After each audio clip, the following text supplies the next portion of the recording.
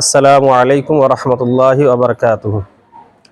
ইন্নাল হামদুলিল্লাহি ওয়াহদা ওয়া সালামুন আলা ইবাদিহিল্লাযীনা ইসতাফা আম্মা বা'দ। ফাআউযু বিল্লাহি মিনাশ শাইতানির রাজীম। বিসমিল্লাহির রাহমানির রাহিম। কুল হাল ইয়াস্তাবিল্লাযীনা ইয়া'লামুনা ওয়াল্লাযীনা লা ইয়া'লামুন।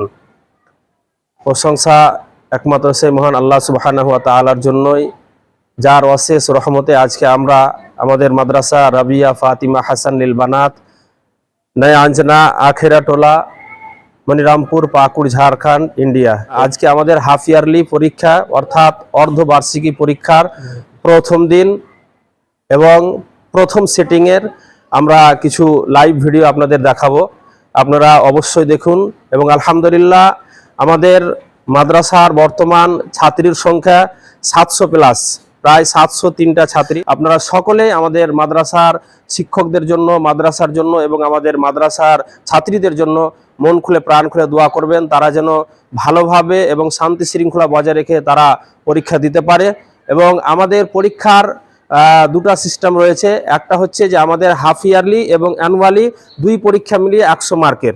হাফ ইয়ারলি পরীক্ষা 40 মার্কের এবং অ্যানুয়ালি পরীক্ষা 60 মার্কের। দুই পরীক্ষা মিলিয়ে আমাদের 100 মার্কের পরীক্ষা।